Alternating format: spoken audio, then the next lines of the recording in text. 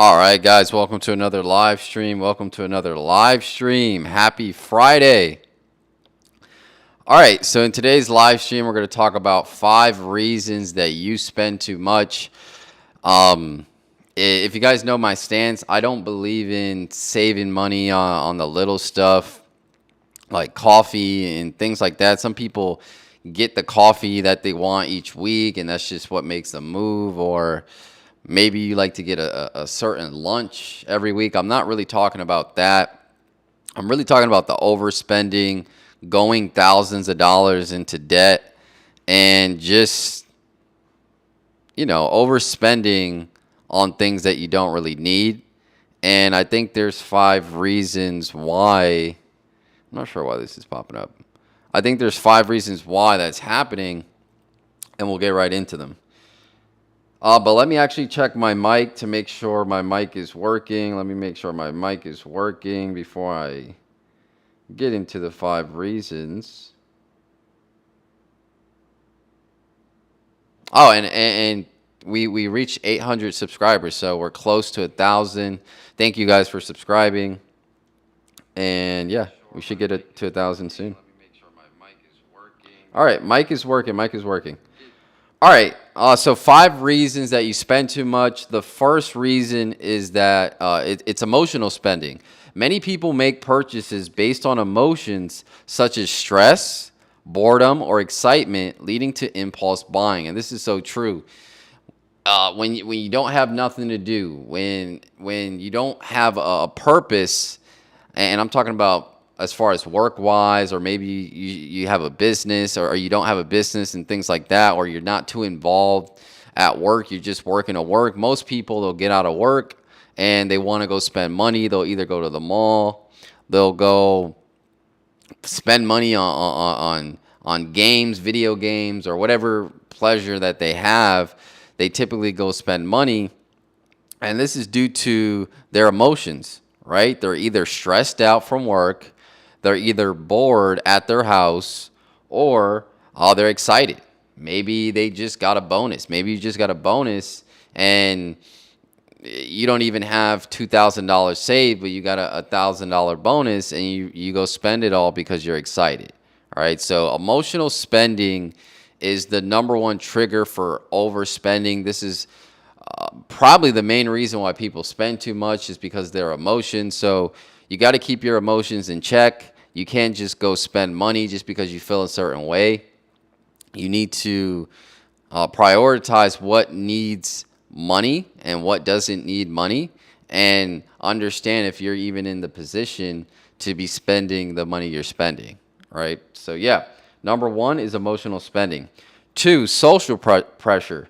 Keeping up with friends, family, societal expectations could push people to spend more to fit in or maintain a certain lifestyle. And this is true. This is especially with social media. People see others flying to different countries, purchasing a new car, they purchased a new house, and a lot of those people can't afford those items, but you don't know the backstory on how they purchased that. They may have taken a sizable loan out to purchase that item. They may be struggling. They may not be able to cover their necessities, but they went ahead and bought a new car. They went ahead and upgraded their phone when they can't really do that. So a lot of the times when you see people spending on social media, or just maybe around your neighborhood, those people, a lot of the times they can't afford those things, but you're thinking everybody's doing it, so you go ahead and do it yourself. So that's a good second reason why people overspend: social pressure. And again, I would say Instagram, TikTok, and also the access to just purchase too is a lot easier. You go on Amazon, you do one click, and the thing is shipped to your house the next day. So I would add to that and say, the social pressure, but then also the easy access to just purchase things with online, and get it delivered to your house so quickly.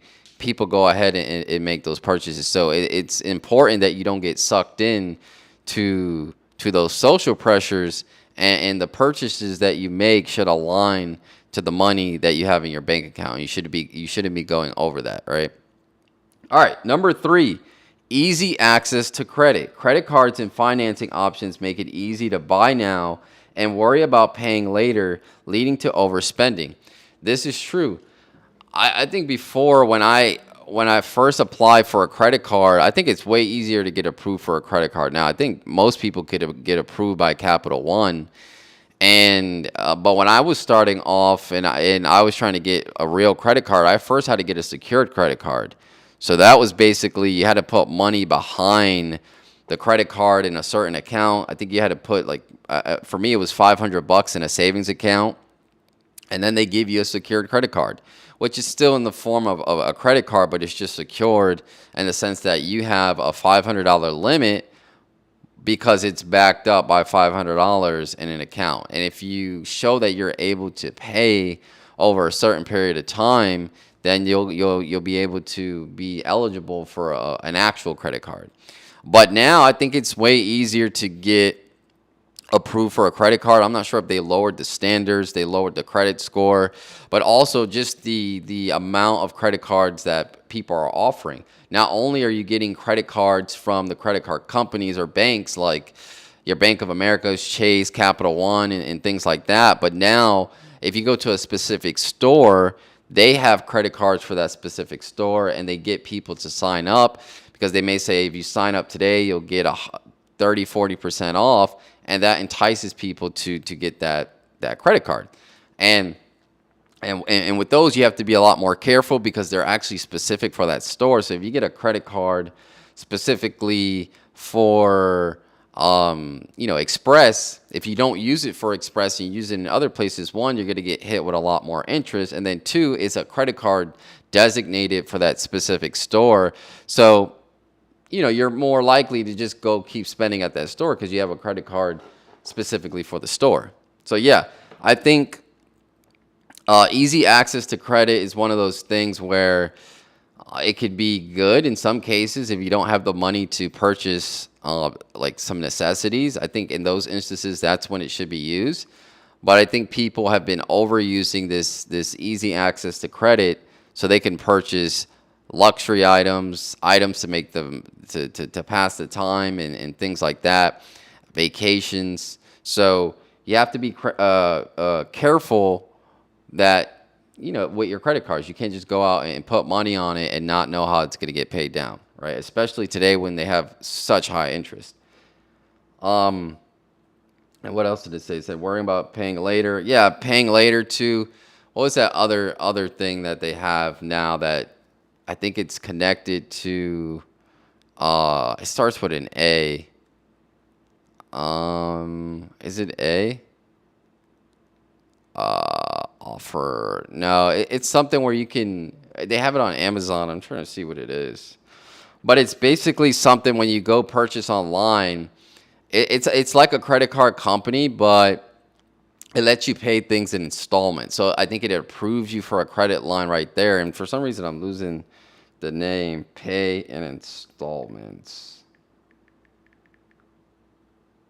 Per pay. Afterpay.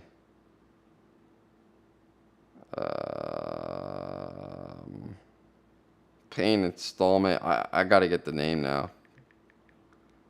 It's driving me crazy. Affirm. Yeah, so Affirm. So Amazon has Affirm, and you basically can press it. You get approved for a credit line, and then you can pay it in installments. So those things you have to be careful for, and those things are easy access. It's just one click, and now you have a credit line, all right? All right, number 4, advertising and marketing. Companies invest heavily in persuasive advertising, making it harder to resist buying things we may not need, and this is true. I mean, again, if we go back to Instagram, if we go back to TikTok, if we go back to Facebook, if we go back to YouTube, everywhere you're going to see an advertisement, you're going to see a commercial where they're pushing out all these things, especially on Instagram. And it's getting bad to the point where if you just talk about something, your phone picks it up and then you see it on Instagram and they start pushing all these items to you because your because your phone, it's like it's learning what you like, and it's hearing everything that you talk about, and then it's pushing that to the Instagram algorithm, and then you're seeing it all in all your feeds, right? Your Facebook feed, your Instagram feed, your Twitter feed, and it's just when something's in your face that much and you actually like it, you're more inclined to buy it. So you have to be careful with all the advertising, all the marketing that's being done now. People pay millions, billions of dollars to market stuff each and every day, each and every year, and it's only getting worse, right? I think Facebook, its number one revenue source is advertising, and they make a lot of money off that, and people are buying all these things because they're getting pushed all these things in their face on a daily basis. So, yeah, it's very persuasive, but again, you need to know what's your limit. Number 5, lack of budgeting. Without a clear budget or financial plan, it's easy to lose track of spending and going overboard. And I think with this one, it's going to help you with all the 4 that we just went over, because if you say, okay, I can only spend $200 per week, and you're disciplined, then all those other ones are going to be easy to avoid. But if you don't have a budget in place, you don't know how much you're spending, it's going to be hard for you to not go over your spending because you don't know how much you have to spend. So, and for me, the way I do this is I basically save and invest first. So I know whatever is left, I can spend it, right? So you could do it in opposites. You could do it, you could say, okay, this is how much I only have to spend. Or you can save and invest and put that money away in an account where you don't have easy access to, and then whatever's left, you just spend. I think for me that works better because I know that I already saved, I already invested, and I don't need to worry about the money that's in my account because I can spend that, right? And I typically, all my money is typically in investments. It's not out there for just to spend. It's not in a checking account, right? All right, so the 5 reasons. Let's go over the 5 reasons again. Number one is emotional spending. Number 2 is social pressure. Number 3 is easy access to credit. Number 4 is advertising and marketing. And number 5, lack of budget. I think if you're able to conquer these 5 things, you'll be able to control your spending and ultimately be able to invest more, save more, and hit your financial goals, right? All right, so that's the video. Make sure you guys go follow me on Instagram, Mr. Financial Nutrition, TikTok, Financial Nutrition.